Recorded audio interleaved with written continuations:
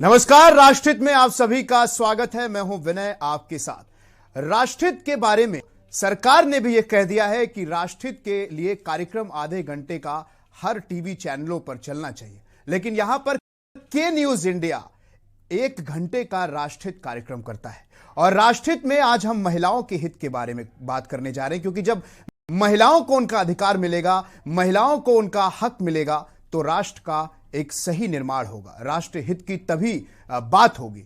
आपको बता दें कि उन्नाव की बेटी हो या फिर झावला की बेटी हो या पौड़ी की बेटी हो, ये सब यही पूछ रही हैं, मुझे इंसाफ कब मिलेगा, कौन है मेरा दोषी।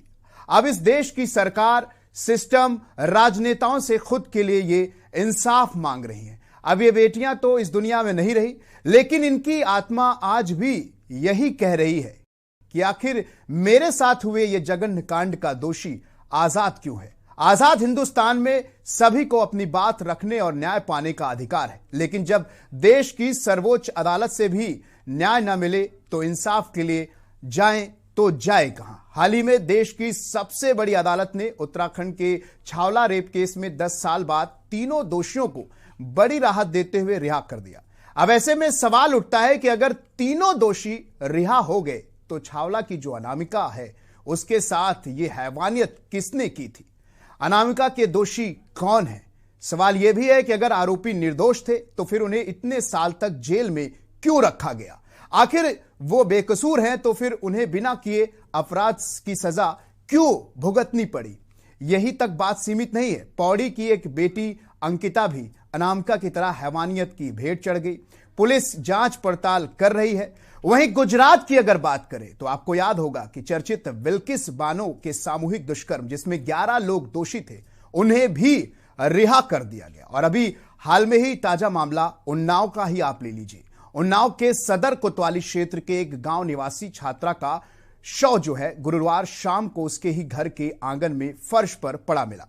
सिर के पीछे की ओर गहरा जख्म और खून होने से फर्श पर सिर पटक कर हत्या की बात सामने आई है। छात्रा के कपड़े अस्त व्यस्त मिलने से पुलिस दुष्कर्म के बाद हत्या के बिंदु पर भी जांच कर रही है। पिता की तहरीर पर युवक और एक महिला के खिलाफ नामजद रिपोर्ट दर्ज की गई है। पुलिस ने दोनों युवकों को पूछताछ के लिए उठाया है। यह बीएससी द्वितीय वर्ष की छात्रा घटना के समय घर पर अकेली थी। शिक्षा मित्र पिता बिछिया ब्लॉक में बैठक में गए थे और आशा कार्यकर्ता मां काम के सिलसिले में बाहर गई हुई थी। छोटी बहन कोचिंग गई थी। शाम को कोचिंग से लौटी तो छोटी बहन ने जब शव देखा तो वो चीख पुकार करने लगी। माता पिता और पुलिस ने घटना की जब सूचना दी गई, पुलिस ने शुरुआती तफ्तीश के बाद शव को पोस्टमार्टम के लिए भेज दिया। वहीं पर एसपी दिनेश त्रिपाठी मौके पर पहुंचे और खोजी कुत्ता घर से 50 मीटर दूर झाड़ियों तक जाने के बाद लौट आया। एसपी दिनेश त्रिपाठी ने बताया कि घटनास्थल से पुलिस को सुराग मिले हैं। जल्द ही मामले का खुलासा किया जाएगा। पिता की तहरीर पर घर से कुछ दूर रहने वाले युवक सुजीत कुमार और एक महिला कुंवारा के खिलाफ नामजद मुकदमा दर्ज किया गया है। और यह घटना यहीं पर नहीं रुकती। एक उन्नाव की और घटना है, आपको बता दें। रामनगर गांव की यह घटना है, जहां पर निवासी राजा राम के घरों में एक कुछ चोर आ गए। गुरुवार की रात ये चोर आए। 2 मंजिला मकान में चोरों ने घुसकर लाखों का माल साफ कर दिया। और जब परिजन सुबह उठे तो उन्होंने देखा कि सामान बिखरा पड़ा है और उनकी जो 15 साल की बेटी है पिंकी, वो भी घर में नहीं है। और जीने में देखा गया तो खून के धब्बे पड़े मिले थे। इससे यह अंदाजा लगाया जा रहा है कि या तो किशोरी को पीट पीट कर चोरों ने अपने साथ लेकर चले गए, या फिर इस किशोरी ने ही इस घटना को अंजाम दिया है साजिश रच के। लेकिन अभी फॉरेंसिक टीम मौके पर पहुंची और खून का सैंपल जांच के लिए लिया गया है। और वहीं पर सीओ माया राय ने बताया है कि मामला संदिग्ध है, इस पर भी जांच की जा रही है। और उन्नाव की एक और घटना आपको याद होगा, जहां पर पूर्व विधायक कुलदीप सेंगर के खिलाफ बलात्कार के मामले की जांच करने वाले यूपी पुलिस के 3 कर्मियों के खिलाफ एक विशेष अदालत ने आरोप तय कर दिए थे और अब उस पर आदेश भी दिए गए हैं। तो हर नेता, हर सियासी दल, हर शख्स न्याय की बात करता है, लेकिन राष्ट्रहित में आज सवाल यही है कि आखिर क्या पीड़िता को न्याय मिल पाएगा? जो हैवानियत की भेंट चढ़ गई, उनके परिवारों को इंसाफ मिलेगा? अगर हां, तो बड़ा सवाल है कि आखिर कब उन्हें ये इंसाफ मिलेगा। अब तो सरकार का भी ये निर्देश आ गया है कि आधे घंटे का राष्ट्रहित कार्यक्रम हो, जिसमें राष्ट्र की बात हो और हम तो के न्यूज इंडिया पर 1 घंटे का राष्ट्रहित कार्यक्रम करते हैं जिसमें महिलाओं के इंसाफ की बात कर रहे हैं, हम महिलाओं के हित की बात कर रहे हैं। तो हमारे साथ राष्ट्रहित में तमाम पैनल मौजूद हैं। शिल्पी जी हमारे साथ हैं सपा नेता से, और अरुण अवस्थी जी हमारे साथ विशेष संवाददाता जुड़ चुके हैं। अरुण अवस्थी के पास जाना चाहेंगे, उन्नाव से हमारे साथ जुड़ गए। अरुण जी, क्या कुछ मामला था इसको लेकर? अभी पुलिस जांच पड़ताल कर रही है, क्या कोई बात अभी इसमें सामने निकल कर आई है? उन्नाव में ये जो घटना हुई है, जो बच्ची आईएएस बनने का सपना देख रही थी, उसे आईएएस बनना था, लेकिन दरिंदों की हैवानियत का वो शिकार बन गई। बिल्कुल, कहीं ना कहीं जिस तरीके का ये सपना है, वो सपना सिर्फ उस बच्ची का नहीं था, ये सपना उस पूरे परिवार का था। उसकी माँ का था, उसकी छोटी बहन का था, उसके पिता का था, उसके भाई का था। क्योंकि एक सपने से कई लोगों के सपने जुड़े होते हैं। और ये जो बच्ची जिसकी हत्या होती है, ये घर में बड़ी है, 22 साल की है, और निश्चित रूप से कहीं ना कहीं वो बेटे का स्थान ले चुकी थी घर के अंदर। इसीलिए उसके ऊपर विश्वास करते हुए उसके पिता ने 1 लाख रुपए का लोन लिया था, और उस लोन से 50,000 रुपए की किताबें ला चुका था इसी के लिए कि जो उसका सपना हो, उस सपना पूरा हो और उसके द्वारा उस पूरे परिवार का सपना पूरा हो। लेकिन अगर बात करें तो उन्नाव में जिस तरीके से अपराधी बेलगाम हुए हैं, कहीं ना कहीं इससे कई परिवार ऐसे परिवार हैं जो पूरी तरीके से टूट रहे हैं, उनके सपने बिखर रहे हैं। उन्नाव की बात कर लें, उन्नाव में जो हुसैन नगर का ये मामला है, जहां एक बच्ची अब घर में अकेले होती है, घर में तैयारी कर रही होती है, पढ़ाई कर रही होती है। उस समय उसका पिता स्कूल गया होता है, माँ आशा संगनी है इसलिए वो भी अपनी मीटिंग में गई होती है, छोटी बहन स्कूल चली जाती है, और जब वापस आती है तो सबके सपने धराशायी मिलते हैं। कारण उस समय उस बेटी की हत्या हो चुकी होती है, घर में अकेला पाकर उसके साथ दुष्कर्म जैसी वारदात को अंजाम दिया गया होता है। हालांकि अभी ये आशंका ही है, कारण पोस्टमार्टम के बाद भी प्रशासनिक अधिकारी अब यह कहने लगे हैं कि पोस्टमार्टम रिपोर्ट पुलिस को जाएगी, मीडिया को नहीं बताई जाएगी। तो निश्चित रूप से कहीं ना कहीं यह भी सवाल उठा रहा है। लेकिन अगर बात करें तो जिस तरीके से पूरी घटना घटित हुई है, एक पढ़ने वाली, एक आईएएस का सपना संजोने वाली एक बच्ची इस संसार से चली जाती है, सपना पूरा करने से पहले चली जाती है, और घटना को अंजाम देते हैं ऐसे दरिंदे जिनका उद्देश्य रहता है, कहीं ना कहीं उनका उद्देश्य ही यही रहता है कि उन परिवारों पर आघात करो जिनके परिवार में नए सपने बुने जा रहे हैं। कहीं ना कहीं एक पूरा मामला, इसमें एक मामला और बढ़ के आ रहा है। 24 घंटे के अंदर 2 बड़ी घटनाएं होती हैं। पहली घटना में बच्ची का शव उसके घर पे मिल जाता है। दूसरी घटना माखी थाना क्षेत्र के रामनगर की बताई जा रही है, जहां एक नाबालिग बच्ची घर से गायब हो जाती है रात में। पुलिस के पास जब सूचना पहुंचती है तो पुलिस तात्कालिक रूप से पूरे मामले में गुमशुदगी दर्ज कर लेती है और परिजनों को सलाह दे देती है कि जाइए बच्ची को ढूंढिए, जब मिल जाए तो बताना। तो इस तरीके से जब पुलिस की कार्य प्रणाली होगी तो निश्चित रूप से ऐसी घटनाएं प्रकाश में आती रहेंगी, आगे भी आएंगी। क्योंकि जहां पुलिस को तात्कालिक न्याय की स्थिति पैदा करना चाहिए, पुलिस को मौके पर पहुंच करके इस तरीके की घटनाओं को खुलासा करना चाहिए, वहां पुलिस गुमशुदगी दर्ज करने के बाद में जाइए ढूंढिए, जब मिल जाए तो सूचना दीजिएगा।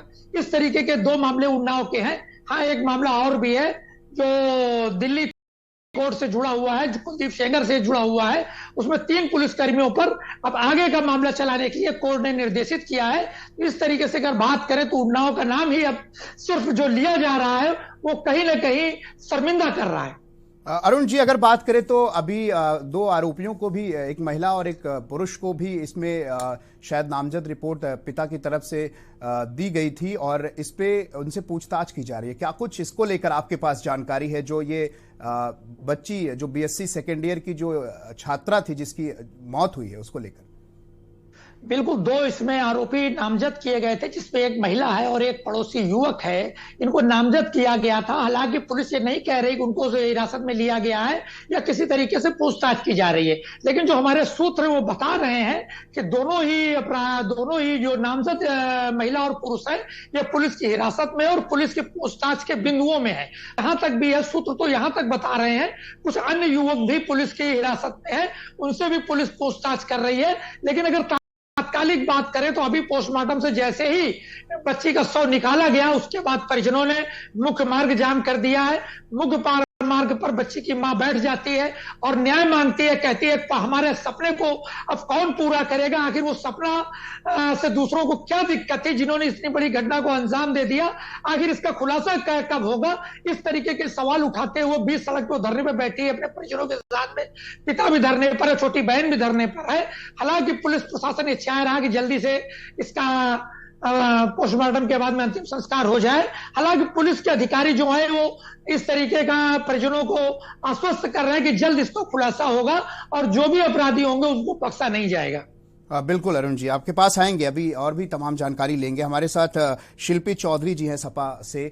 शिल्पी जी, जहां पर अब उन्नाव में बात आ रही है, एक के बाद एक घटनाएं हो रही है महिलाओं के लिए, अगर महिलाओं को अपने उनके परिजनों के उनके अधिकार के लिए लड़ना पड़ेगा इस तरीके से, तो हमारा समाज कहां जाएगा? क्योंकि जो इस समाज की जननी है वो महिला ही है और ऐसे में उनको ही अपने न्याय के लिए भटकना पड़ रहा है। और एक आप देख सकती हैं कि उन्नाव में एक दलित जो लड़की थी, जो बीएससी सेकेंड ईयर की छात्रा थी, जिसका सपना था एक आईएएस बनना, किस तरीके से उसके साथ हैवानियत की गई।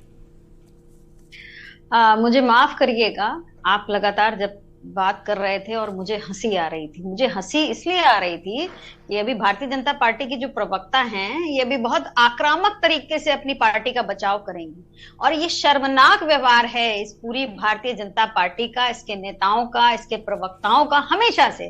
उन्नाव में ये पहली घटना हुई हो तो मुझे बताइए। उन्नाव में योगी पहले कार्यकाल में उन्नाव को रेप कैपिटल का दर्जा दिया गया था। 6 महीने में 875 बलात्कार वहां पर रिपोर्टेड हैं।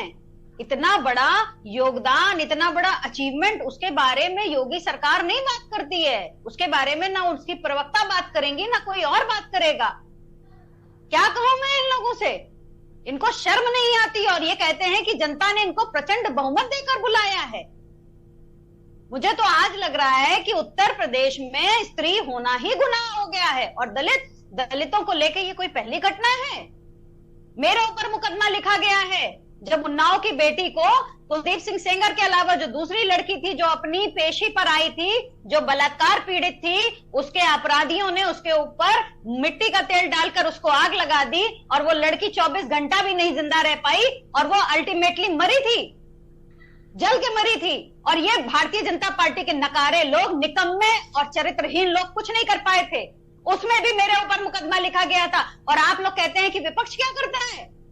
ये शर्म से ये लोग आकर बैठ जाते हैं। इनको मतलब इनके कलेजा है, इनके कलेजा है। आप देखिए, अभी यहाँ पर एक बड़ी तारिका आई, प्रियंका चोपड़ा, उनके साथ कितना दुर्व्यवहार किया गया कि उन्होंने बयान दिया है कि उत्तर प्रदेश में कोई भी महिला सुरक्षित नहीं है। और आप कहते हैं कि हम बोलें, क्या बोलें? आज बोलेंगे, कल ये बुलडोजर चलवाएंगे। बेशर्म लोग हैं, नकारा लोग हैं, दुष्चरित्र लोग हैं, चरित्रहीन लोग हैं। लड़कियां बिल्कुल, ये लड़की माखी में तो आए दिन की घटनाएं हैं।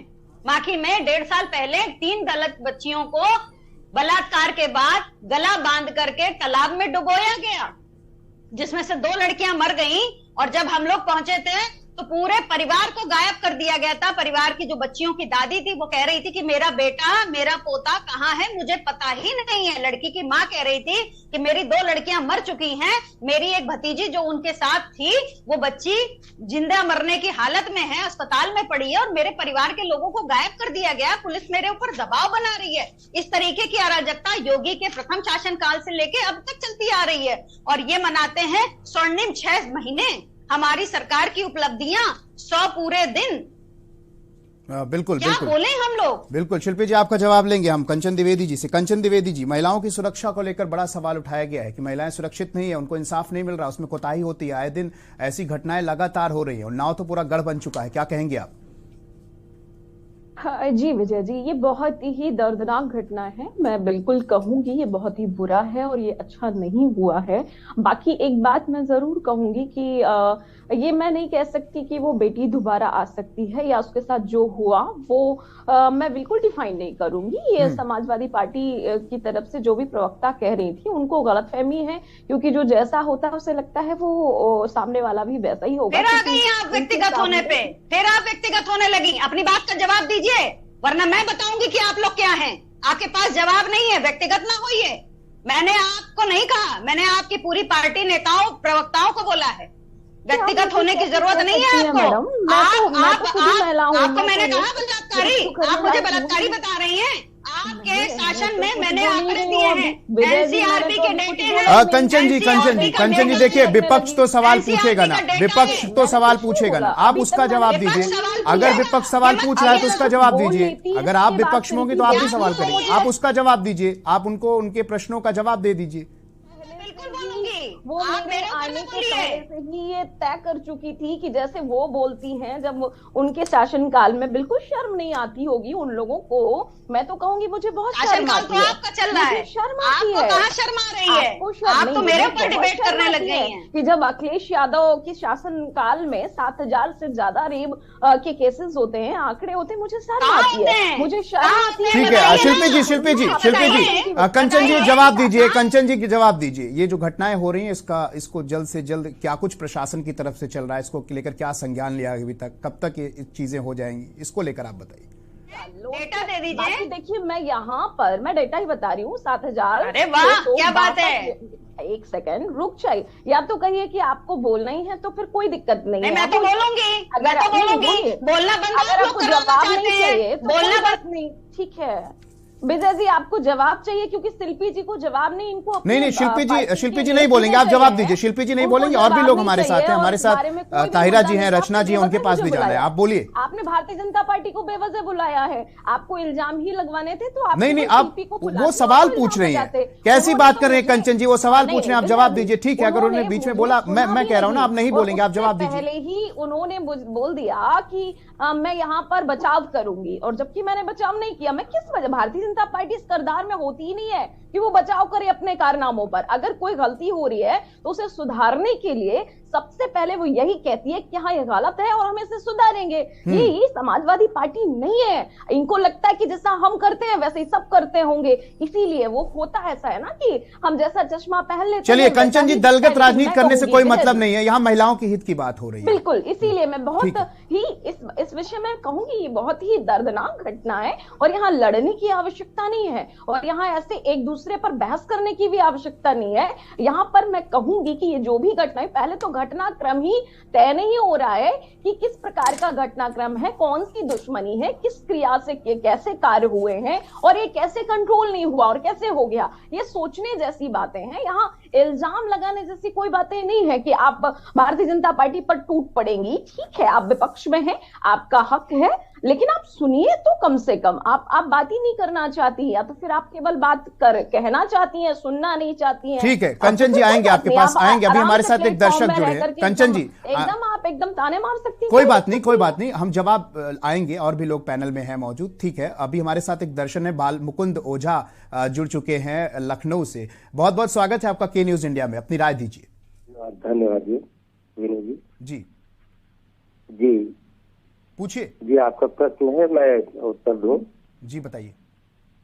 जी अभी शिल्पी जी जो सपा की नेत्री जी मौजूद है, इन्होंने इतनी आक्रामक, इतने गंदे भाषा का प्रयोग किया है शुरुआत करते ही, क्योंकि इनके ये भूल नहीं कि अमेठी में भी इनके एक मंत्री थे गायत्री प्रजापति, जो बलात्कारी थे, आज तक जेल में है और उछल है। उसका जवाब इन्होंने नहीं दिया और इतनी बेतरतीब इस तरीके से स्टार्ट किया है, इसको सुन करके बड़ा भद्दा लग रहा है। राष्ट्रीय का प्रोग्राम इतना बढ़िया आपका देश हित में आता है और एक दर्दनाक घटना हुई, ये लोग घटना को भूल करके उसका अंजाम क्या हो, कैसे पुलिस तो 50 साल से जुड़ी बेलगाम है। क्या इसी शासन में ऐसा हो रहा है? ऐसा नहीं है। 50 साल, मेरे उम्र 60 साल हो गए, मैं लगातार देख रहा हूँ कि जिस तरीके से पुलिस का रवैया रहा, आज तक न सुधरा है। हो सकता है सुधरते 10 को और बीत जाएंगे। शासन प्रशासन अपना काम करता है, लेकिन जब आप उंगली उठाते हैं किसी की तरफ तो 4 उंगलियां आपकी तरफ भी उठती है। बहन थोड़ा ये भी ध्यान दीजिए, इस तरीके से बोलने की जरूरत नहीं है। आप बोलिए, शालीनता से अपनी बात रखिए। ठीक है, विपक्ष का काम होता है अपनी बात उठाना, लेकिन शालीनता से रखें और एक दर्दनाक घटना पे अफसोस जाहिर करें और कैसे उसका निवारण हो, उसके साथ न्याय हो, ये भी ध्यान दें। जी बहुत बहुत धन्यवाद बाल मुकुंद जी हमें कॉल करने के लिए और अपनी राय देने के लिए। रत्ना शुक्ला जी के पास चलेंगे। रत्ना शुक्ला जी, जिस तरीके से ये लगातार ये दर्दनाक घटनाएं हो रही हैं आज हमारे समाज में, कहीं ना कहीं लोगों में डर है कि अब अपनी बेटियों को बाहर कैसे पढ़ने भेजें, क्योंकि ये जो अब बहुत सारे ऐसे केस है, चाहे वो आप झाला का ले लीजिए, जो अनामिका है उसको लेकर भी 10 साल के दोषी बरी हो गए सर्वोच्चतम न्यायालय से, क्या वहां पर सबूत नहीं पेश हो पाया। अंकिता की बात ले लीजिए, अब उन्नाव की बात लीजिए, ऐसे बहुत सारे मामले हैं हमारे यहाँ पर, ऐसे बहुत से दबे भी मामले हैं जो शायद उजागर ही नहीं हो पाते। आपको तो पता है अच्छी तरीके से। आज की नहीं है, पुरानी है। क्या बोले? ठीक है, आएंगे शिल्पी जी, कंचन जी आएंगे, रचना शुक्ला जी हमारे साथ हैं। शब्द शैली का तो ज्ञान करवा दीजिए, आपका इतना बड़ा प्लेटफॉर्म है। आपकी तरह हमें लोग शाखा में ज्ञान नहीं लेते हैं ना, हमें मतलब आप जरूरत कहना है। चाहती मैम, अभी हमारे दर्शक का भी फोन आया तो उन्होंने कहा शालीनता से अगर अपनी बात रखे। देखिए, लोग हमें देख रहे हैं, नेशनल टीवी पे आप लोग हैं। रचना शुक्ला जी को अपनी बात कर रखने दीजिए। रचना शुक्ला जी बोलिए, हम आप लोगों के पास आएंगे। जी, प्रश्न बताएं। जो ये लगातार घटनाएं हो रही हैं, दलगत राजनीति भी हो रही है, एक दल दूसरे दल के ऊपर आरोप लगाता है, लेकिन आज भी बहुत सारे महिलाओं के साथ जो ये घटनाएं हुई हैं उसको लेकर इंसाफ नहीं मिला। चाहे वो बिल्किस बानो को ले लीजिए, चाहे वो आप अंकिता को ले लीजिए, चाहे वो आप अनामिका को ले लीजिए। अभी हाल में ही सुप्रीम कोर्ट से बरी कर दिया गया। अपना काम कर। रचना जी। जी जी जी जी, आवाज आ रही है मेरी? हाँ जी, मुझे आ रही है। तो सबसे पहले तो मैं ये कहना चाहूंगी कि जब किसी भी बेटी के साथ बलात्कार होता है तो वो किसी भी पार्टी लाइन से ऊपर है। अगर हमारी जो यहाँ पे रिस्पेक्टेड लेडीज हैं, अगर वो इस तरह की उलझुल बातें ना करें तो बेहतर होगा, क्योंकि यहाँ पे आप एक माँ का दर्द समझिए, एक पिता का, एक भाई का और पूरे समाज का आप दर्द समझिए। क्योंकि मैं भी एक औरत हूँ और हमारे सबके घरों में माँ भी हैं, बेटियां भी हैं, और रेप की कोई एज लिमिट नहीं है। जो ये वहशी आदमी हैं, ये एक 5 साल की बच्ची से लेके 80-90 साल की औरत तक किसी का भी रेप कर लेते हैं। और आपने बिल्कुल सही कहा कि मुझे भी कहीं पर भी जस्टिस होता दिखाई नहीं देता है, और उसका जो रूट कॉज है वो है इन्वेस्टिगेशन में।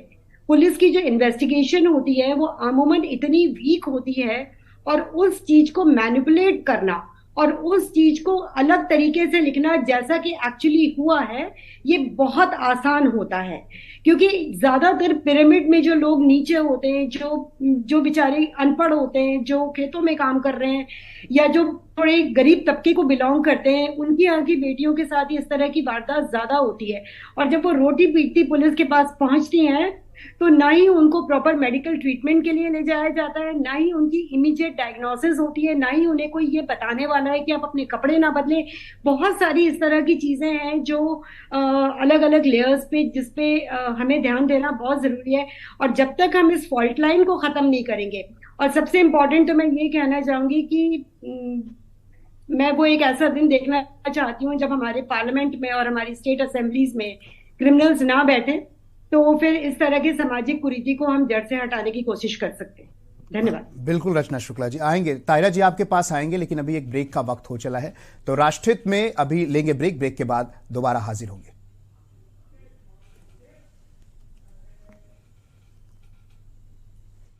माननीय प्रधानमंत्री श्री नरेंद्र मोदी के विजन और प्रदेश के युवा मुख्यमंत्री पुष्कर सिंह धामी के मिशन से प्रगति के पथ पर निरंतर आगे बढ़ रहा है उत्तराखंड।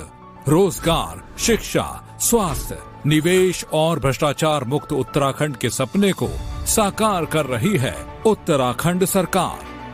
पर्यटन से राज्य में मिल रहे हैं आर्थिक प्रगति को पंख।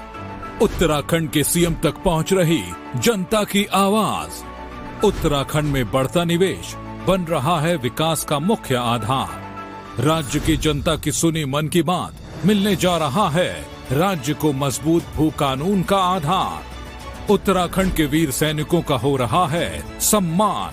प्रदेश में भ्रष्टाचार पर की बड़ी चोट। सुखी, समृद्ध, खुशहाली की तरफ लगातार है बढ़ना। जन जन का है सपना, आगे बढ़ता रहे उत्तराखंड अपना। देखें कौन नया खिलाड़ी आया है,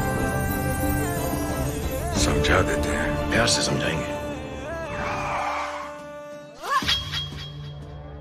ये तो अपनी जुबान है। जुबान एक हो तो दिल भी एक होनी चाहिए। विमल, बोलो जुबां केसरी। मस्त मस्त मस्त मस्त मस्त है, बड़े मस्त है, टेस्ट में भी लज्जत है। बावर्ची की सोया बड़ी बड़ी मस्त है। बावर्ची न्यूट्री सोया बड़ी, इसमें है हाई प्रोटीन जो खाने को बनाए एक हेल्थी डाइट, और टेस्ट में बड़े मस्त है। आप देख रहे हैं के न्यूज, खबरों का सारथी।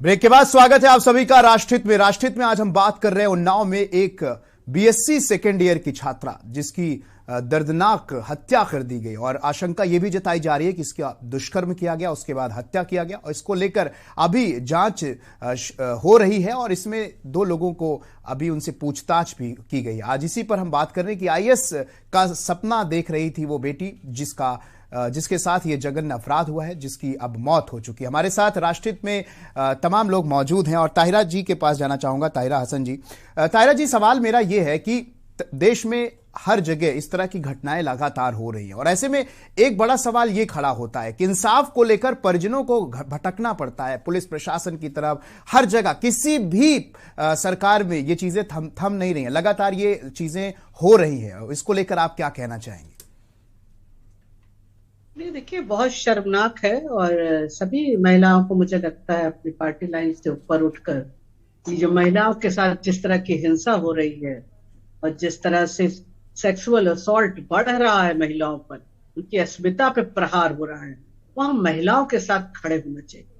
सिर्फ लिप सर्विस से नहीं होगा, और नेतागण भी अगर इस तरह का बयान देते हैं, इसकी भी ये भी वजह भी है क्योंकि हाथरस पे भी हमने देखा था इस तरह का बयान जब आता है कि इस तरह की बेटियां अरहर के खेत में पाई जाती हैं, गन्ना के खेत में पाई जाती हैं, आप करेक्टर असोसिएशन करते हैं बेटियों का, आप महिलाओं की अस्मिता को रौंदने लगते हैं, आप बलात्कार के लिए उनके ड्रेस कोड को, उनके खान पान को, उनके लाइफस्टाइल को जिम्मेदार ठहराते हैं।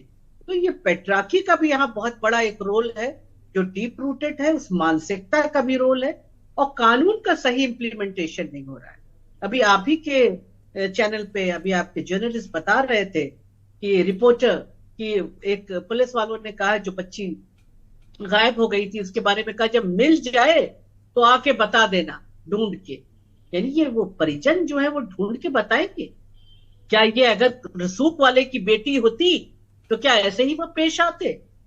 तो सबसे बड़ी बात है कि हमारे यहाँ की जो बिटियां हैं, जो हमारा मार्जिनलाइज क्लास की हमारी बच्ची है, हमारी बहनें हैं, उनको जो कानून बना है निर्भया के बाद, हम महिलाओं ने सड़कों पे उतरकर एक मजबूत कानून बनाया। जस्टिस वर्मा कमेटी यूं नहीं गठित हो गई थी, उसमें हम विमेन एक्टिविस्ट के इनपुट हैं, और उसके बाद एक मजबूत कानून आया, उसमें लिखा हुआ है साफ साफ बायलॉज में कि अगर थाना इंचार्ज भी एफआईआर दर्ज नहीं करता है तो उसको भी सजा का प्रावधान है उसके अंदर। तो आखिर कितनों को सजा मिली जब कानून है? 3000 करोड़ निर्भया फंड है कि उसको रोका जाए, हेल्पलाइन वर्किंग हो, बसेस चले पैनिक बटन के साथ जिसमें हमारी बेटियां आई जाए।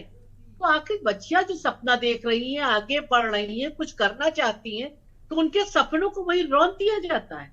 तो कानून का इम्प्लीमेंटेशन क्यों नहीं हो रहा है? और उसमें कहा गया है कि रिड्रेसल, इस तरह के जितने भी केसेस है फास्ट ट्रैक जिससे कि विटनेस हॉस्टाइल ना हो और पुलिस सारे एविडेंसेस कलेक्ट करे, ये पुलिस की ड्यूटी है क्योंकि उसी पे ऑनरेबल कोर्ट अपना जजमेंट देता है। तो तमाम चीजें स्टेप बाय स्टेप है, आखिर अभी तक हुई क्यों नहीं?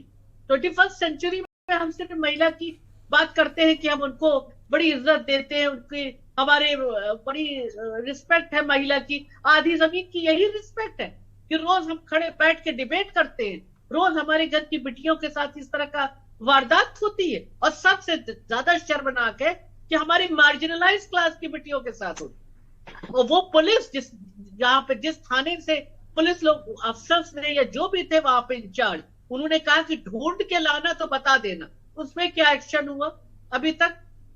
मैं तो ये भी पूछना चाहती हूँ, अब तक तो एक्शन हो जाना चाहिए था कि बिटिया की कोई कीमत ही नहीं है जान।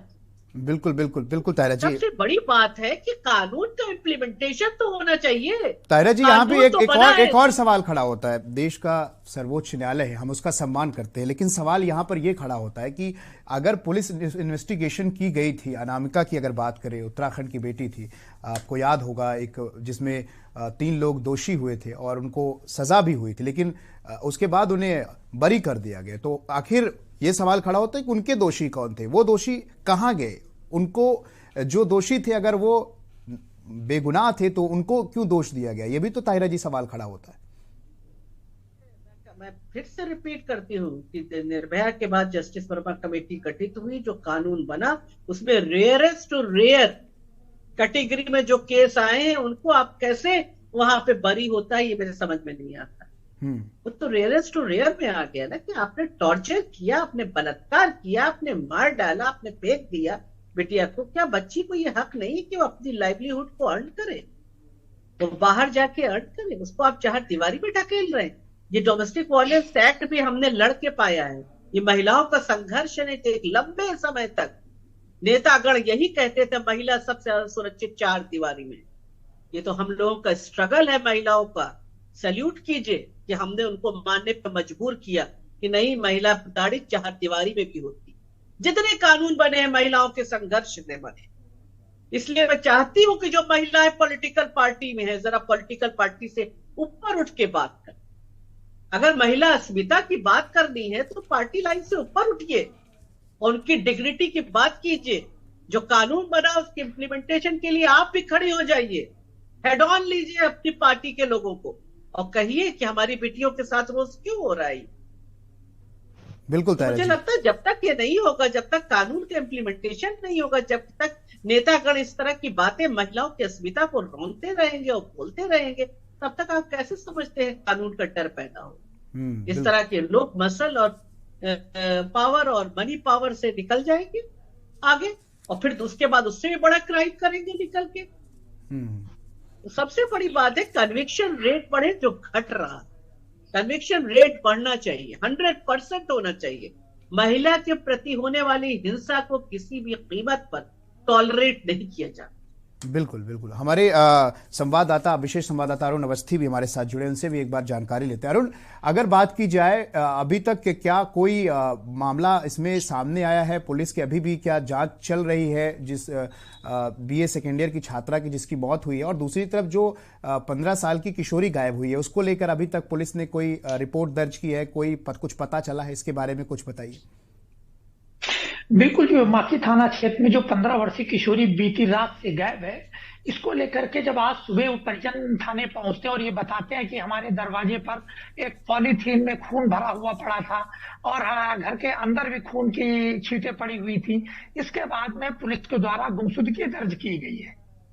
अच्छा, गुमशुदगी दर्ज होना मतलब ये घटना को और समय देना होता है कहीं ना कहीं। तो गुमशुदगी पुलिस ने दर्ज की है और परिजनों से कहा, परिजनों से जब मेरी बात हुई तो परिजन ये भी निश्चित रूप से बात कह रहे थे कि जब हम वहां थाने पहुंचे और हमने बताया जाके कि हमारे साथ ऐसी ऐसी घटना हुई है, तो ये कहा गया है कि ठीक है, आपकी गुमशुदगी दर्ज कर ली गई है, आप लोग प्रयास करिए, हम भी प्रयास करते हैं। तो इस तरीके के प्रयास की बात अभी चल रही है 15 वर्षीय किशोरी के मामले में। और कहीं ना कहीं अब तो ये बात भी उठ रही है कि एक नया एंगल जोड़ा जा रहा है इस पूरी घटना में कि हो सकता है इसमें कोई तीसरा ऐसा व्यक्ति है जो इस पूरे मामले की व्यूह रचना कर रहा है। उस पर भी पुलिस का कहना है कि हम उस पर भी जांच कर रहे हैं। नहीं, जांच तो की नहीं ना, वो तो उनका अपना एक एंगल हो गया ना। इस पे कोई ऐसा तथ्य बाहर निकल कर सामने आया है जिसको लेकर वो ये? बिल्कुल, कोई तथ्य निकल करके नहीं आया है। जो जांच है वो उनके अपने कागजों में है। उन्होंने जो सबसे बड़ी कार्रवाई की है वो गुमशुदगी दर्ज, अपने उस पर गुमशुदगी दर्ज कर ली है कि एक लड़की 14 साल की इस समय से गायब है। हाँ, बिल्कुल बिल्कुल, आपके पास आएंगे। उन्होंने ये अपनी तरफ से इस तरीके की कार्रवाई करके अपना जो कोरम होता है उसको पूरा कर लिया है पुलिस ने। ठीक है। जो BSc द्वितीय वर्ष की छात्रा है, जो सदर कोतवाली क्षेत्र में जो ये बड़ी घटना होती है, जिसमें उसका घर पे जब वो अकेले होती है तो उसके साथ दरिंदगी की हद पार होती है और उसका शव वहीं पर छोड़ जाते हैं, और जो दरिंदगी है उसको बयां करने के लिए जो घर के अंदर कपड़े हैं, जो दीवारें थी, वहां तक छींटें पहुंची थी। ये बता रही है खून की छींटें कि कितनी बड़ी घटना उस समय घर के अंदर हुई होगी। और उसका खुलासा तब हुआ जब उसकी छोटी बहन स्कूल से घर आती है और वो अपनी बहन को पड़ा हुआ पाती है, अर्धनग्न अवस्था में पड़ा हुआ पाती है। उसके बाद वो चीखती है, चिल्लाती है, पड़ोसी इकट्ठा होते हैं। उसके बाद बात प्रशासन तक पहुंचती है, मामला दर्ज किया जाता है, मुकदमा दर्ज होता है, परिजनों से तहरीर ली जाती है। लेकिन अगर सच माने तो ये माहौल क्यों ऐसा उत्पन्न हो रहा है जिसमें अपराधियों को के हौसले इतने बुलंद हो जाते हैं कि वो खुलेआम इस तरीके की घटनाएं करके निकल जाते हैं। बिल्कुल अरुण जी, सवाल ये भी खड़ा होता है कि जब फॉरेंसिक के लिए जांच भेज दी गई, अभी तक पोस्टमार्टम की रिपोर्ट नहीं है, इतनी देरी क्यों की जा रही है? इस पर भी कुछ बताएं, इतनी देरी क्यों हो रही है प्रशासन की तरफ से? नहीं, पोस्टमार्टम को लेकर के तो सीएमओ जिस समय वहां पहुंचे और सीएमओ से जब हम लोगों ने पूछा कि भाई पोस्टमार्टम रिपोर्ट में क्या है, क्योंकि मामला केवल पोस्टमार्टम रिपोर्ट तक रुक रहा है, पोस्टमार्टम रिपोर्ट को लेकर रुक रहा है, तो उन्होंने कहा कि हम लोग जो रिपोर्ट होती है वो पुलिस को भेजते हैं, हम लोग मीडिया को ये जानकारी नहीं दे सकते हैं। इस तरीके के उन्होंने बयान दे करके वहां से चले जाते हैं सीएमओ, जो जिले में स्वास्थ्य विभाग के मुखिया होते हैं, जो कहीं ना कहीं पोस्टमार्टम हाउस के जिम्मेदार होते हैं। बिल्कुल अरुण जी। शिल्पी चौधरी जी, आप अपनी बात रख सकती है, क्योंकि सवाल यहां पर होता है कि इतनी कोताही क्यों की जा रही है। एक तरफ पुलिस प्रशासन के लोग जो एक परिजन जाते हैं उनसे कहते हैं कि मेरी 15 साल की बेटी खो गई है, और उनको ये कहा जा रहा है आप भी ढूंढिए हम भी ढूंढते हैं। इस तरह का रवैया देखने को मिल रहा है। देखिए, कोई मैं फिर से यही बात कहूंगी कि ये कुछ नया नहीं है, ये बराबर हो रहा है, योगी के प्रथम शासनकाल से ये हो रहा है। फैजाबाद में एक 15 वर्षीय किशोरी का अपहरण होता है, अगले दिन उसी के परिवार वाले बरामद करते हैं, लड़के को गिरफ्तार करवाते हैं और थानेदार दिन भर उसको थाने, कल रात उसने मजा ले लिया, आज मैं मजा ले लूं तब तुम्हारी एफआईआर लिखूंगा। और अभी मुश्किल से 3-4 दिन पहले एक ब्याहता महिला के साथ वहां एक दूसरे थाने में सेम यही घटना हुई कि पहले मेरे को तो तुम आनंद दे दो। तो अब मुझे बताइए, जो रचना जी ने कहा था बहुत सही बात कही थी उन्होंने कि जो प्रक्रिया है वो प्रक्रिया पुलिस के हाथ में आने से चीजें जटिल हो जाती हैं। भाई किसी को पता ही नहीं होता है, परिवार को ये नहीं पता होता है कि हमें सबूत बचा करके रखने हैं। 2 फिंगर टेस्ट जैसी अमानवीय टेस्टिंग होती है, परिवार को एकदम ट्रॉमा में ले लिया जाता है और प्रशासन कभी नहीं चाहता। क्यों? चूंकि लड़की की मृत्यु हो चुकी है और एक लड़की गायब है। अगर लड़की जिंदा होती है या लड़की कहीं से निकाल ली जाती है, उसको बरामद कर लिया जाता है, तो परिवार पे ये दबाव हमेशा दिया जाता है कि मुकदमा मत करिए। बलात्कार की घटनाएं तो रिपोर्ट ही नहीं होने दी जाती है शासन प्रशासन द्वारा। तो हम क्या कहें? अगर कुछ कहेंगे तो आप भाषा का ज्ञान लेके आ जाएंगे। आप बताइए, बेटियां इस तरीके से गाजर मूली की तरह काटी जा रही हैं, आप आते हैं कहते हैं ये होता था वो होता था, उनके यहाँ होता था, किनके यहाँ होता था। मैं ये कहती हूँ कि तारा जी से मैं बिल्कुल समर्थन रखती हूँ।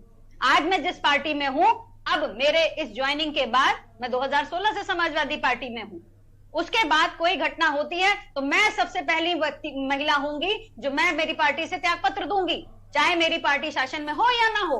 मुझे महिलाओं के लिए लड़ाई लड़नी, मुझे राजनीतिक लड़ाई नहीं लड़नी। बिल्कुल शिल्पी जी, ऐसा ही होना चाहिए, ऐसा ही। इस बात से राजनीति में आई हूँ तो मैं अपने वर्ग का प्रतिनिधित्व करने आई हूँ। बिल्कुल, आपकी इस बात का मैं सम्मान करता हूँ, आपकी इस बात का मैं सम्मान करता हूँ, आपकी इस बात से सहमत हूँ। और मुझे नाराजगी होती है जब मैंने 12-12 साल की बच्चियों को पिटते, बलात्कार के बाद उनका मॉलेस्टेशन होते देखा है अड़ोसियों से, पड़ोसियों से। 4 साल की बच्ची का बलात्कार 2018 होली के दिन, एन होली के दिन यहीं लखनऊ में हुआ था, चौक में। उस केस को मैंने हैंडल किया तो वो बच्ची का तो पूरा शरीर खत्म हो चुका था। बावजूद इसके कहते हैं आप कि हम भाषा को संयमित करके बात करें। कैसे करके बात कर सकते हैं? हम उन दर्द को देखते हैं उन बच्चियों के जो बोल नहीं सकती, जिनको 4 साल की बच्ची, उसे पता ही नहीं होता है कि बलात्कार क्या होता है, उसे ये नहीं पता होता है कि मेरे इतना दर्द क्यों हो रहा है। वो बच्ची जो हॉस्पिटल से छूटने के बाद कहती है मुझे मेले ले चलो और मुझे उसी चाचा के साथ जाना है जिसने मुझे चोट लगाई थी। ये ऐसा समाज है हमारा। और आप कहते हैं हम भाषा को संयमित करके चलें, हम फलाने नेता पे बात करें, ढिमकाने नेता पे। मैं ये कहती हूं कोई भी पार्टी बहुत खराब होगी, चलिए जनता ने बदल दी, आप आ गए, आप क्या कर रहे हैं? बिल्कुल, ये सवाल हम आपका लेंगे, ये सवाल बिल्कुल शिल्पी जी, सवाल हम आपका लेंगे। हमारे साथ एक दर्शक अभी जुड़ गए हैं, हम आपका ये सवाल लेंगे। हमारे साथ दर्शक हैं प्रेम, चेन्नई से जुड़ चुके हैं। प्रेम, अपनी आप राय दे सकते हैं। सर, आप ये राष्ट्र जो दिखाते हैं, जरूर इसलिए दिखाते हैं कि हम तक ये चीजें आए जो आपने मुद्दे उठाए। अब आप देखिए सर, आप ही का मीडिया जो है वो सीएम साहब की और सीएम साहब की बातें उठाता है कि इस यूपी में कहीं भी बलात्कार नहीं हो रहा है, कहीं भी अपराध नहीं हो रहे हैं। बेटियां रात में 12 बजे तक गिनती है। सर कहाँ है वो सीएम साहब अभी, कहाँ है पीएम साहब अभी? वो अपना वहाँ कर रहे हैं हिमाचल में, एक कर रहे हैं तमिलनाडु में जाके कर रहे हैं, एक गुजरात में जाके कर रहे हैं। सर शर्म की बात है सर, ये बोल देना, फोटो दिखाना है, ये सारा दोष मैं मंड रहा हूँ मीडिया के ऊपर में। मीडिया झूठी चीज दिखाता है, जो आजकल लोगों को पता है कि मीडिया में झूठी बातें आ रही है कि यहाँ का प्रशासन जो है वो सख्त है, हम जितना भी अपराध करें कोई कुछ हमारा नहीं कर सकता, ये बुलडोजर के बहाने हैं। और ये सब नेता जितने भी हैं, माननीय लोग जितने भी हैं, अपना मौज ले रहे हैं। माननीय साहब तो अपने साथ 50 आदमियों को लेके चलते हैं रक्षक में, इनको क्या टिकट है, ये क्यों जाते हैं? अगर ये बोलते हैं पीएम साहब के साथ में 200 आदमी क्यों जाते हैं सर, ये बताइए, क्या उनको क्या टिकट दे रहे सर? हमारी बहन बेटियों को बचा नहीं सकते और उनके लिए झूठी दिखावा करते हैं और झूठा दिखाते हैं। टीवी पर इतने प्रोग्राम देते हैं कि एकदम सेफ है और साइड है। जाके यूपी की अवस्था देखिए सर, एक एक केस ऐसे आते हैं, फिर बोलते हैं हम 130 जनता तक पहुंचते हैं, 130 करोड़ जनता तक। सर कितनी चीजें हैं, और ये सब कौन करता है? मीडिया करता है। मीडिया क्यों कर रहा है, किस लिए कर रहा है? एंकर बढ़ा चढ़ा के हमारे एसएसपी बताते हैं लोगों को। सर एसएसपी कहाँ है सर? एक आदमी को देखिए आंखों में आंसू आते हैं सर, अगर वो उसने ये किया इसलिए हमारे कमती है। अरे आप क्या कर रहे हैं उसको देखिए। बिल्कुल प्रेम जी, बिल्कुल प्रेम जी, बहुत बहुत धन्यवाद हमें कॉल करने के लिए। हमारे साथ एक और दर्शक हैं, चंद्र प्रकाश हरियाणा से जुड़ चुके हैं जी, अपनी राय रख सकते हैं। मैं ये कहना चाहता हूँ कि समाजवादी पार्टी की नेत्री बोल रही है कि मुझे बड़ा दर्द होता है जब ऐसे कांड होते हैं, हमें भी परेशानी होती है, परंतु समाजवादी पार्टी के स्वर्गीय मुलायम सिंह ने क्या कहा था कि लड़के हैं गलतियां हो जाती हैं, एक बात। दूसरा, रेप के ऊपर दक्षिण भारत के कांग्रेस के एक लीडर ने कहा था रेप कोई बात नहीं है, अब तो जिंदगी का मजा लीजिए, रेप का आनंद लीजिए। ये हमारे नेताओं की जो है विचारधारा है। और अरविंद केजरीवाल क्या कर रहा है, एक के साथ एक फ्री कर रहा है दारू की बोतल। अब जब आदमी दारू का नशे में धुत होगा तो कहीं ना कहीं तो वो जाके दीवार से सिर मारेगा ही। आपके चैनल के माध्यम से मैं पूछना चाहता हूँ अरविंद केजरीवाल से, जब एक भोली शर्मा नाम की लड़की के साथ बलात्कार हुआ था और वो पहुंच गई थी सीएम के ऑफिस में, तो अरविंद केजरीवाल ने कहा था कि कोई बात नहीं, गलती हो जाती है, आप नेता से जाकर के समझौता कर लो। बिल्कुल बहुत बहुत शुक्रिया हमें कॉल करने के लिए, अपनी राय देने के लिए। तो सवाल यहाँ पर कंचन जी ये है कि जो दावे किए जाते हैं जो कि रात 12 बजे भी लड़कियां सुरक्षित है, ये दावे दर्शक खुद बता रहे हैं, आपने खुद सुना होगा, मुझे बताने की जरूरत नहीं, उसका जवाब दीजिए। अनम्यूट कर लीजिए, आवाज नहीं आ रही आपकी।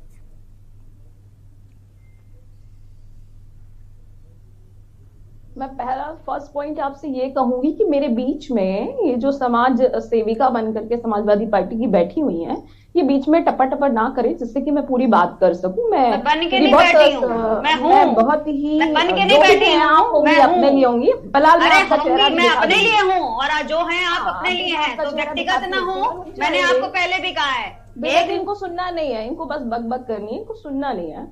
तो मैं आपसे बात ही नहीं रखना जानती है ना, में मुझे लेना चाहते हैं और मेरी नहीं कंचन जी, शिल्पी जी, संवेदनशील मामला है और इस पे मुझे इस पे चर्चा करनी है, इसका एक निष्कर्ष निकालना है।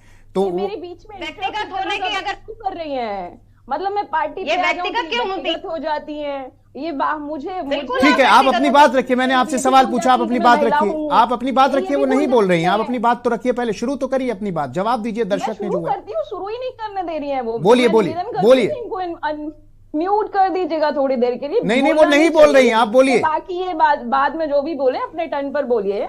हाँ, तो विजय जी मैं कहूंगी कि मुझे बहुत अच्छा लगा सुन करके कि वो उन्हें बड़ा दर्द होता है, ये बहुत भली महिला हैं और ये त्याग पत्र दे देंगी। तो आपको शायद याद होगा चुनाव के टाइम पर अखिलेश जी के गाड़ी के सामने एक महिला कूद गई थी, आपको याद होगा। उसकी एक बेटी थी जो कि समाजवादी पार्टी के एक बड़े नेता ने किडनैप कर ली थी, उनके बेटे ने, और इसके बाद में उसका बलात्कार कई दिनों तक किया और इसके बाद अपने फार्म हाउस पर उसको गाड़ दिया, जिंदा गाड़ दिया। इसके बाद वो महिला जब अखिलेश यादव के गाड़ी के सामने कूदी, तब भी अखिलेश यादव को याद नहीं आया क्योंकि वो मुलायम सिंह जी के बेटे हैं, मैं समर्थन कर सकती हूँ कि वही सोचेंगे कोई बात नहीं, रेप हो गया। लेकिन तब ये कहाँ थी, ये जो बैठी हुई है नेत्री शिल्पी जी, तब कहाँ थी? क्यों इन्होंने त्याग पत्र नहीं दिया? क्यों ये उसके साथ खड़ी नहीं हुई? ठीक है, लेकिन सवाल यहाँ पर एक और ये कंचन जी, सवाल यहाँ पर ये है कि जिस दो दर्शक ने कहा, दर्शक ने ये बात रखी, दर्शक का कहना ये है कि जो दावे किए जाते हैं कि रात 12 बजे भी बेटियां सुरक्षित हैं, कहीं ना कहीं उन्नाव का कांड आप देख रहे हैं, एक बेटी गायब हो गई, एक बेटी की हत्या कर दी गई, लगातार ऐसी चीजें होती आ रही हैं, तो सवाल सत्ता पक्ष से मैं पूछूंगा ना, उसका जवाब दीजिए आप। बहुत अच्छा आपने ये मुद्दा उठाया, मैं भूल गई थी। नहीं, समाजवादी मैं भूल गई थी, आपने बहुत अच्छा किया याद दिलाया। समाजवादी पार्टी के नेता तो बहुत भले हैं, स्वर्ग से उतरे हुए हैं वो लोग, तो कभी कुछ ऐसा करते ही नहीं है, बहुत भले हैं। क्योंकि ये सभी लोगों ने बयान याद दिला दिया, मुझे दिलाने की आवश्यकता नहीं है, दर्शक खुद ही आपको बयान याद दिला रहे हैं। तो फिलहाल मैं कहूंगी कि आपका त्यागपत्र तो आज ही हो जाना चाहिए। बाकी दूसरी बात, तब आप कहाँ थी जब अखिलेश यादव के समय पर एक लखनऊ में इतने, पहली बात तो बहुत सारे रेप केस हो रहे थे, एक रेप केस आपके ध्यान में आ रहा होगा जो लखनऊ में हुआ था और अखिलेश यादव के घर के पास हुआ था, तब आप कहाँ थी? तो अखिलेश यादव तो सो रहे होंगे, लेकिन अच्छा, मतलब अब आप जस्टिफिकेशन दे रही हैं कि जो होता था अब होना चाहिए, है ना? उन्नाव में आपका नेता का लड़का बलात्कार करता है, लड़की को गायब करता है, आप समाजवादी पार्टी के ऊपर डालेंगी? अरे आप समाजवादी पार्टी के ऊपर डालेंगी? पता करिए वो नेता किसका था, पता करिए वो नेता किसका था। भारतीय जनता पार्टी का नेता था जिसके फार्म हाउस में से उस लड़की की लाश बरामद हुई, और झूठ जब निकल के आया तो भाग खड़े हुए आप लोग। झूठ जब निकल के आया तो भाग खड़े हुए आप लोग, झूठे और मक्कार हैं। आज भी कुछ कहने के लिए नहीं है, आज भी कुछ कहने के लिए नहीं है। इसी योगी के शासन काल में पहले से लेके देखिए आज तक बलात्कारों में कोई कमी नहीं आई है। बलात्कारी विधायक और सांसदों की सरकार चला रहे हैं आप लोग, और लगातार चला रहे हैं। ठीक है कंचन जी, शिल्पी जी, अब हमारे साथ और भी लोग पैनल में मौजूद हैं। रचना शुक्ला, क्योंकि समय कम है, रचना शुक्ला जी, जिस तरीके से देखिए एक दूसरे के ऊपर आरोप प्रत्यारोप से तो कुछ होगा नहीं, क्योंकि जब इंसाफ की बात होती है तो ये चीजें लटक जाती, तो इसको लेकर कानून इंप्लीमेंट की बात की थी ताहिरा जी ने, तो उस पर आपका क्या कहना है? क्योंकि कहीं ना कहीं इंसाफ मिलने में इतनी देरी होती है, परिजनों को धरना प्रदर्शन पे उतरना पड़ता है, लोगों के सामने गिड़गिड़ाना पड़ता है, जो अपनी बेटी को खो चुके हैं, बहुत पीड़ा होती है। किसी माँ बाप के साथ अगर उसके सपने उसके बेटियों से जुड़े होते हैं, जिनका सपना होता है कि वो अपने परिजनों के लिए कुछ करेंगे, और उसके बाद उनके साथ ये घटनाएं हो जाती हैं, फिर उन्हें दर दर भटकना पड़ता है, इस पर आप क्या कहेंगे? कानून हमारा बहुत स्लो है, और उसका रीजन वो ये देते हैं कि ये एविडेंस बेस्ड है। चलिए, कोर्ट एविडेंस बेस्ड है, लेकिन पुलिस क्यों स्लो है? पुलिस के पास तो इतनी पावर्स होती हैं कि वो फटाफट अपनी इन्वेस्टिगेशंस कर सकते हैं, वो जेन्युइन तरीके से कर सकते हैं। महिला पुलिस होती है, महिला पुलिस ये सब मौका वारदात पे पहुंचते ही लेट है, ये अपनी रिपोर्ट हौच पौच ही बनाते हैं, और उस रिपोर्ट के बेसिस पे जब ये बात आगे बढ़ती है तो जो नॉर्मली, और हम इस वक्त जो बात कर रहे हैं ना, हम सिर्फ रिपोर्टेबल केसेस की बातें कर रहे हैं, और नॉन रिपोर्टेबल तो पता नहीं कितने होते होंगे, जो ये रेप और other sexual offences against a women. तो सारी की सारी मुझे ऐसा लगता है जो इनिशियल स्टेज होती है जहां पर पुलिस आती है सबसे पहले विक्टिम के पास। बिल्कुल, माफी चाहूंगा, आपको यहां पर रोकना चाहूंगा रचना शुक्ला जी। इसी बीच एक बड़ी खबर आ रही है, आपको बता दें कि सपा विधायक अमिताभ वाजपेयी को 1 साल की सजा। तो कानपुर से इस वक्त की बड़ी खबर आ रही है, जहां पर 11 साल पुराने मुकदमे में एमपी एमएलए कोर्ट का फैसला आया है। सपा विधायक अमिताभ वाजपेयी को 1 साल की सजा। 11 साल पुराने मुकदमे में एमपी एमएलए कोर्ट का फैसला आया है, जहां 4 अक्टूबर 2011 को बेठोर थाने में दर्ज हुई थी एफआईआर। सपा एमएलए को जमानत अर्जी देने का वक्त दिया गया। तो सपा विधायक अमिताभ वाजपेयी पर 1 साल की सजा सुनाई गई है। 11 साल पुराने मुकदमे में एमपी एमएलए कोर्ट का यह फैसला आया है। 4 अक्टूबर 2011 को बेठोर थाने में दर्ज हुई थी एफआईआर। तो सपा एमएलए को जमानत अर्जी देने का वक्त दिया गया है। सपा विधायक अमिताभ वाजपेयी को 1 साल की सजा सुनाई गई। 11 साल पुराने मुकदमे में एमपी एमएलए कोर्ट का फैसला आया है। 4 अक्टूबर 2011 को बेठोर थाने में दर्ज हुई थी एफआईआर। सपा एमएलए को जमानत अर्जी देने का वक्त दिया गया है। सपा विधायक अमिताभ वाजपेयी को 1 साल की सजा सुनाई।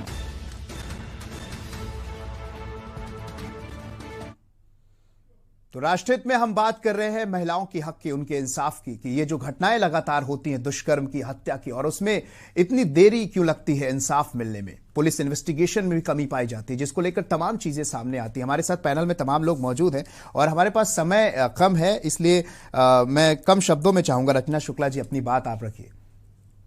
जी मैंने जैसे कि ये आपको बताया कि जो सबसे पहले पुलिस जो है वो जहाँ पे भी क्राइम सीन होता है वो वहां पहुंचती है, और जो लोग होते हैं वो इतने भोले भाले होते हैं, उन्हें पता ही नहीं होता है, उन्हें अवेयरनेस ही नहीं होती है कि वो किस तरह से अपने केस को प्रेजेंट करें पुलिस के सामने। तो सबसे बड़ी ड्यूटी जो होती है वो पुलिस की होती है कि वो एक अच्छी इन्वेस्टिगेशन बनाए। इन्वेस्टिगेशन रिपोर्ट उनकी अच्छी होनी चाहिए, जिसमें हमेशा हजारों कमियां होती। वही लूपहोल के बेसिस पर ये होता है कि एविडेंस कमजोर हो जाता है, और जिस तरह के क्वेश्चंस वो पूछते हैं एक औरत से जिसके ऊपर ऑलरेडी रेप हो चुका है या किसी भी और तरीके का सेक्सुअल असॉल्ट है, डोमेस्टिक वायलेंस है, वो क्वेश्चंस ही अपने आप में इतने ज्यादा अजीब से होते हैं कि उनके आंसर देना भी उसके लिए तकलीफ दे, बहुत मुश्किल और बहुत तकलीफ दे होता है। बिल्कुल आपने सही कहा रचना शुक्ला जी। हमारे साथ ताहिरा हसन जी भी हैं। ताहिरा हसन जी, आपने बात की थी कि कानून में इम्प्लीमेंट होना चाहिए, लेकिन सवाल यहां पर एक ये भी खड़ा होता है कि ये जो भी घटनाएं होती है उसमें लेट लतीफी होता है, और उसके बाद जैसे कि तमाम तरीके की चीजें आ जाती, दलगत राजनीति शुरू हो जाती, जो कि मुझे लगता है कि यहां पर सही नहीं है, क्योंकि जब महिला अधिकारों की, महिला इंसाफ की हम बात करते हैं तो उसमें कहीं ना कहीं ये देरी जो है उन परिजनों को पीड़ा पहुंचाती है जिनके बेटियों के साथ यह अन्याय होता है। बिल्कुल, देखिए महिला जमाती जमीन की बात करते हैं तो ये हमारा कॉन्स्टिट्यूशनल राइट भी है कि हमें वो अधिकार मिले। तो बाबा साहब भीमराव अंबेडकर ने जो कॉन्स्टिट्यूशन में इस बात का ध्यान रखा, निहित है आर्टिकल 14-15 इक्वालिटी की बात करता है। तो यहाँ पर महिला के साथ जब देखिए इस तरह का वारदात होती है या सेक्सुअल, मैं तो कहती हूँ जो ईवटीजिंग भी होती है, तो उसके लिए भी तो कानून बन गया है ना, जस्टिस वर्मा कमेटी में उसके लिए भी आया है। देखने के तरीके में भी कहा गया है कि आप कैसे देख रहे हैं, उसपे भी एक्शन है, उसपे भी सजा का प्राविधान है। तो आखिर होती क्यों नहीं है? जब कानून इस सब सोच समझ के सारे एक्टिविस्ट ने इनपुट दिया और ये कानून बना, बढ़ती हुई जो महिला हिंसा है उसको रोकने के लिए बना, निर्भया के बाद बना, 2012 में पूरे इनपुट लिए गए, जस्टिस वर्मा कमेटी गठित हुई, 2013 में कानून हाथ में आ गया, पॉक्सो एक्ट बना हमारे बच्चों को प्रोटेक्ट करने के लिए। तो इसका इम्प्लीमेंटेशन क्यों नहीं होता? सवाल ये है कि इम्प्लीमेंट होना चाहिए उसको प्रॉपरली। और वो आप किसी भी पार्टी के हो, किसी भी दल के हो, इम्प्लीमेंट तो जो पावर में पार्टी होगी वही करेगी ना। जो पार्टी पावर में होगी उसी के अंदर पुलिस होगी, वही करेगी। बिल्कुल, सवाल भी उसी से पूछा जाएगा ताहिरा जी, सवाल भी उसी से पूछा जाएगा। जो पार्टी, जो सरकार सत्ता में होगी, नेचुरल सवाल पूछा जाएगा। और सवाल तो पूछने का डेमोक्रेसी में अधिकार है, सिर्फ वोट देने का अधिकार नहीं है। आप कॉन्स्टिट्यूशन का पूरा देखिए, सिर्फ वोट देने का अधिकार नहीं है, अपनी बात कहने का अधिकार है, अपना विरोध रखने का अधिकार है। क्योंकि जो पार्टी सत्ता में है, जब जनता ने उसको सत्ता में भेजा है और ये सोच के भेजा है कि ये पार्टी सक्षम है, हमारे तमाम प्रॉब्लम्स को डील करेगी। बिल्कुल ताहिरा जी, यहाँ पर एक और सवाल है। आपने सुना होगा, एक दर्शक ने भी हमें फोन किया था और दर्शक ने तमाम तरीके की बातें की। उन्होंने कहा था कि जिस तरीके से महिलाओं की सुरक्षा की बात की जाती है कि रात 12 बजे भी अब महिलाएं कहीं आ जा सकती हैं, इस पे आप क्या कहेंगे? क्योंकि इस तरह की घटनाएं तो डराती हैं, किसी को भी डराएंगी, मुझे भी डराएंगी, मेरी भी बहनें, आपके घर में भी अब बेटियां हैं, बहनें हैं, तमाम लोग हैं, तो यह हर व्यक्ति को इस चीज का डर रहता है। इस पर क्या कहेंगे? नहीं, मुझे नहीं लगता कि रात में मिडनाइट में अभी भी सेफ है। मैं आपको अपनी खुद की हकीकत बताती हूँ। मैं 5-5:30 बजे अगर मैं साइकिल करने जाती हूँ, मैं गुड़गांव रहती हूँ, तो मैं दहशत में जाती हूँ। बिल्कुल। मुझे सेफ रखने के लिए विमेन को हमेशा एक ग्रुप में रहना चाहिए, क्योंकि अगर आप ये सोचते हैं कि हम पुलिस पे ट्रस्ट कर सकते हैं या जो कानून बना है उस पे ट्रस्ट कर सकते हैं, मुझे तो कानून का इम्प्लीमेंटेशन कहीं नहीं नजर आता। और बहुत से लोगों से मैंने ये तक सुना है कि FIR के भी रेट्स हैं। जी जी, शिल्पी जी, कम शब्दों में अपनी बात कहिए। नहीं, मैं क्या कहूँ, देखिए मैं तो विपक्ष हूँ और मैं विपक्ष में हूँ और मैं अपनी जिम्मेदारी पूरी कर रही हूँ। बिल्कुल, आपका सवाल, आप विपक्ष में आप सवाल कर सकती हैं, कोई दिक्कत नहीं। मुझे महिलाओं मैं सवाल कर रही हूँ। देखिए, मैं रचना जी की तरह मैं एक महिला हूँ और मैं नेता हूँ। मुझे रात बिरात आना जाना पड़ता है। मैं कहाँ सेफ हूँ? मैं नहीं सेफ हूँ। और यहाँ तक हालत यह है कि निर्भया कांड के बाद असलहों के लाइसेंस कहा गया था कि महिलाओं को वरीयता पे दिए जाएंगे। बता दीजिए कि कितनी महिलाओं को उसके बाद अस्त्र का लाइसेंस मिला? नहीं मिल रहा है, कुछ भी नहीं हो रहा है। इंप्लीमेंटेशन के नाम पे कुछ भी नहीं हो रहा है। 24 घंटे 365 दिन अगर आपको सिर्फ राजनीति करनी है, अगर आपको व्हाट्सएप यूनिवर्सिटी से चलना है। एक जो दर्शक आपके थे वो बहुत बढ़िया, और उसके लिए मैं के चैनल को साधुवाद देना चाहती हूँ कि देखिए, इतनी ईमानदारी से भी आप किसी का वक्तव्य दिखा रहे हैं। उन्होंने कहा कि मीडिया आपको गुमराह कर रही है, लोगों को गुमराह कर रही है, तो बिल्कुल उसको के चैनल ने एडिट नहीं किया। इतना मजबूती से अगर आप मुद्दा उठा रहे हैं तो कहीं ना कहीं उम्मीद है, और उम्मीद वही है, वही लोग जो सवाल करेंगे वही देश की उम्मीद है, वही राष्ट्र हित की बात कर रहे हैं, अन्यथा तो सब चंगा सी। बिल्कुल शिल्पी जी, बहुत बहुत धन्यवाद आप सभी को राष्ट्रहित में हमारे साथ जुड़ने के लिए, चर्चा में शामिल होने के लिए। तो राष्ट्रहित में आज हम बात कर रहे थे महिलाओं के अधिकार को लेकर, जहां पर उन्नाव में एक बीएससी सेकेंड ईयर की छात्रा जिसकी हत्या कर दी जाती है और उसके बाद अभी पोस्टमार्टम की रिपोर्ट नहीं आई है। जब मीडिया सवाल करती है कि आखिर पोस्टमार्टम में क्या आया, तो सीएमओ साहब जवाब देते हैं कि ये तो पुलिस को बताया जाएगा। दूसरी तरफ एक 15 साल की किशोरी जो अपने घर से गायब हो जाती है, उसके घर में चोरी होती है। जब सुबह उसके परिजन उठते हैं और वो देखते हैं कि घर में वो उनकी बेटी नहीं है, पुलिस के पास जाते हैं, पुलिस से पूछते हैं कि आखिर हमारी बेटी कहाँ है, उनको ढूंढ दीजिए। तो पुलिस कहती है आप भी ढूंढिए, हम भी ढूंढेंगे। तो इस तरह की अगर चीजें और इस तरह से अगर पुलिस प्रशासन काम करेगा तो एक बड़ा सवाल खड़ा होता है कि जनता क्या खुद को सुरक्षित महसूस करेगी। फिलहाल राष्ट्रहित में अभी के लिए इतना ही। देखते रहिए के न्यूज इंडिया। नमस्कार।